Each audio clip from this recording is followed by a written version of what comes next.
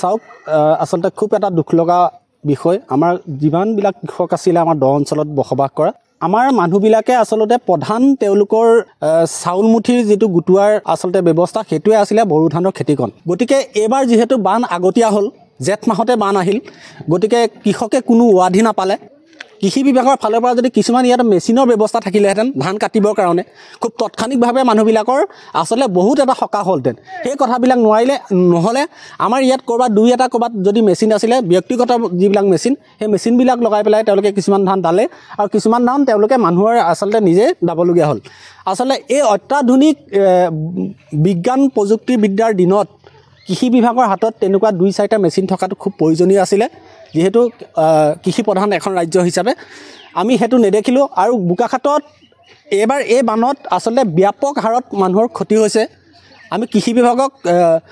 অনুৰোধ জনাম বা আবেদনো জনাম যে যিবিলাক মানুহৰ আচলতে এনেকুৱা ধৰণৰ এই বড়ো ধানৰ খেতিবিলাক আচলতে একদম সম্পূৰ্ণভাৱে নষ্ট হৈ গ'ল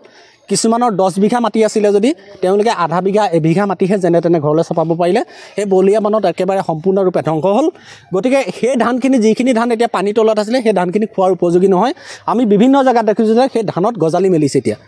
তাত আচলতে খোৱাৰ উপযোগী নহ'ব গতিকে অতুল বৰা ডাঙৰীয়াই এই গোটেই সমষ্টিটোৰ অন্তত মানুহবিলাকৰ এটা সাৰ্ভে কৰি তেওঁলোকে এটা কৃষি বিভাগৰ 2-4 জন লোক আহি পেলাই ইয়াত সাৰ্ভে কৰি থকা দেখিছোঁ কিন্তু সাৰ্ভেটো আচলতে কিতাপে কলমে বা সেই লেপটপটোতে আচলতে সীমাবদ্ধ নাৰাখি প্ৰকৃত কৃষকজনে যাতে তেওঁলোকে যিকেইটা গাঁঠিৰ ৰং ভাঙিছিলে বা তাৰ ক্ষতিপূৰণটো প্ৰকৃত কৃষকজনে যাতে বেংক একাউণ্টত সোমাই তাৰলৈকে তেওঁলোকে ব্যৱস্থা কৰি দিবৰ কাৰণে আমি কৃষি বোকাখাট মহকুমা কৃষক মুক্তি সংগ্ৰাম সমিতিৰ দাবী উত্থাপন কৰিলোঁ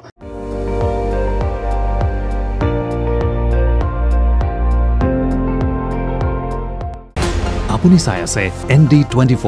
সৰ্বশ্ৰেষ্ঠ নহয় সৰ্বোত্তমৰ দৌৰ